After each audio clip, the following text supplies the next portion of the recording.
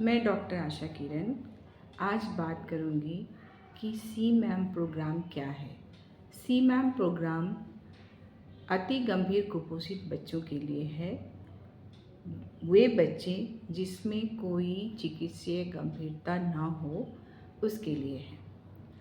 झारखंड में सी ma'am programme का नाम समर है।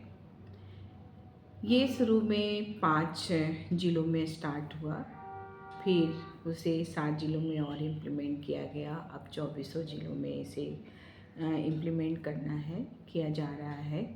तो इसके लिए सबको इसकी जानकारी होनी अति आवश्यक है, खासकर आंगनवाड़ी सेविका, आशा और एएनएम। अब है कि ये समर प्रोग्राम में किया क्या जाता है। तो इस प्रोग्राम के बारे में सबसे पहले जो समुदाय है उसको अवेयर करना, बताना, समुदाय के लोगों को इन्वॉल्व करना, खासकर जो मुखिया, सरपंच या सेल्फ हेल्प ग्रुप है, महिला समूह है, इनको इसके बारे में जो वहाँ के शिक्षकगण हैं वो वहाँ के लोगों को अवेयर करें कि ये अति गंभीर कुपोषित बच्चों के लिए प्रोग्राम है।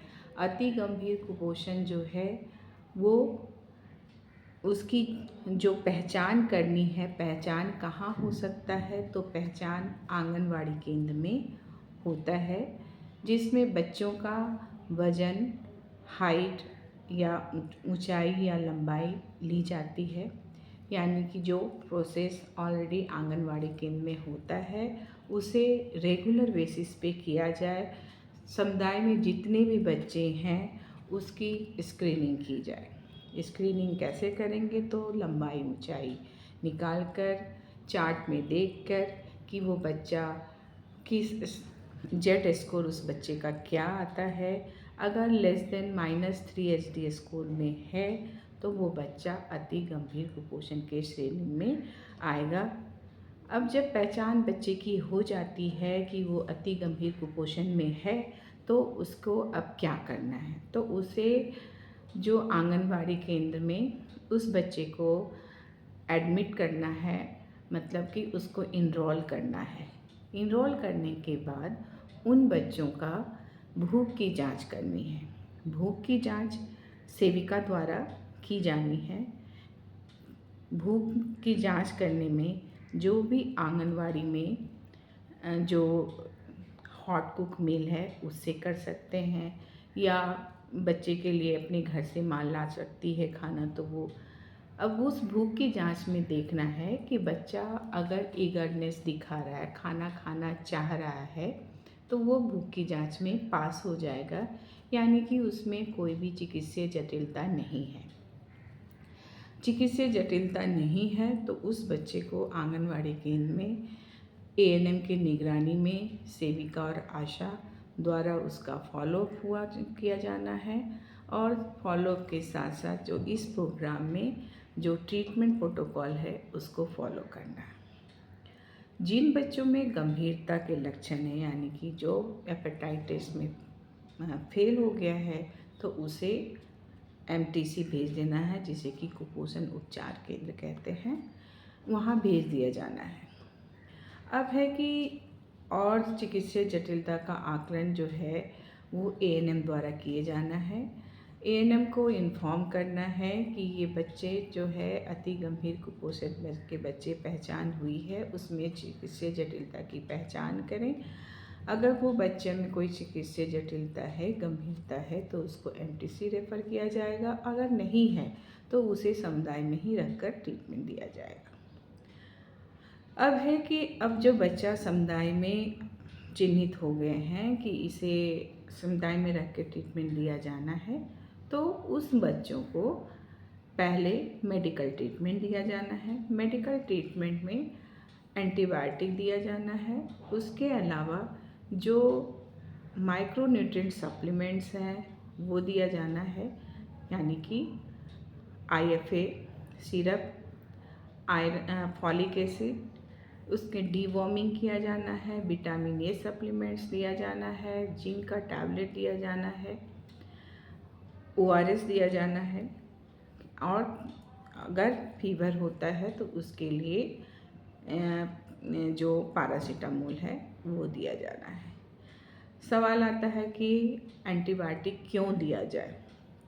एंटीबायोटिक इसलिए दिया जाता है कि ये बच्चे में हिडन इन्फेक्शन होता है आंतों में, जिसके लिए ये प्रोफाइलेक्टिकली एंटीबायोटिक दिया जाता है। उसके अलावा दवा के अलावा जो टेक होम राशन जो बच्चे 6 महीने से 3 साल के बच्चे हैं उनको तो टेक होम राशन आंगनवाड़ी केंद्र से दिया जाता है, लेकिन गंभीर कुपोषित बच्चे हैं उसके लिए एक्स्ट्रा पैकेट दी जाती है, यानी कि 6 पैकेट दिया जाता है, तो वो दिया जाना है। एश्योर करना है कि वो जो दिया जा रहा है टेक होम राशन उसको सिर्फ और सिर्फ उसी बच्चे को खिलाएं जिसके लिए दिया जा रहा है। घर के अन्य सदस्य उसका सेवन ना करें क्योंकि बच्चे को उसकी ज़रूरत है।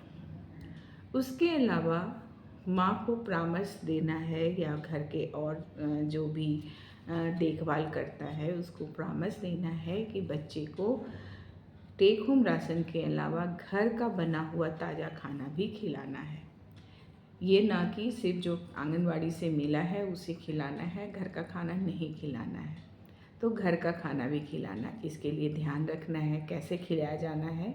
तो ये बताना है कि खाना सुबह में जब बच्चा उठता है तो उसे पहला खुराक टेक होम राशन से दे दे।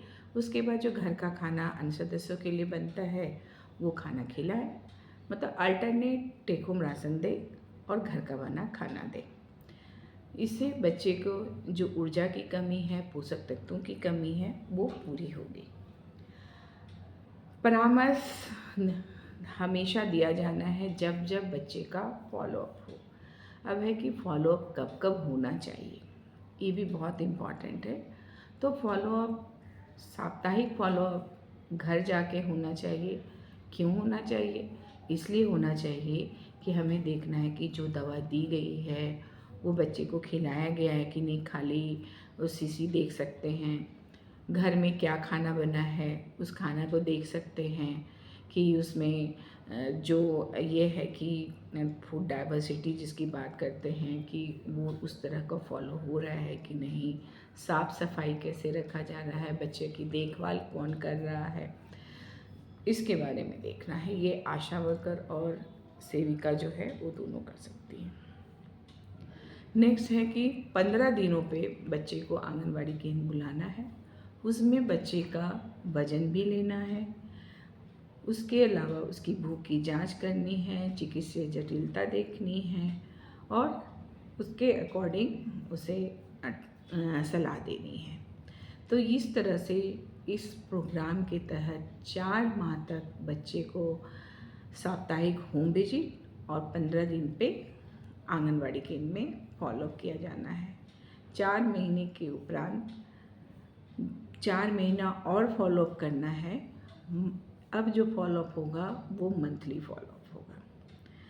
4 महीना ट्रीटमेंट के बाद देखना है, एसेस करना है कि बच्चे में कोई गंभीरता तो नहीं डेवलप हुआ, बच्चे का वज़न में सुधार हो रहा है कि नहीं, कि बच्चे का वज़न स्थिर है, तो रीअसेस करना है। अगर स्थिर है तो उसे फिर एमटीसी रेफ़र कर देना है। तो ये थी बातें CMAM प्रोग्राम के बारे में, जिसके बारे में जो खासकर जो आंगनवाड़ी वर्कर है, ANM है, इन्हें गंभीरता से लेनी चाहिए। और जब बच्चा आइडेंटिफाई हो जाता है कि ये अति गंभीर कुपोषित है तो उसके लिए जो दवा की रिक्वायरमेंट है वो जो MOIC है उनसे दवा प्रोक्योर करवा सकती हैं।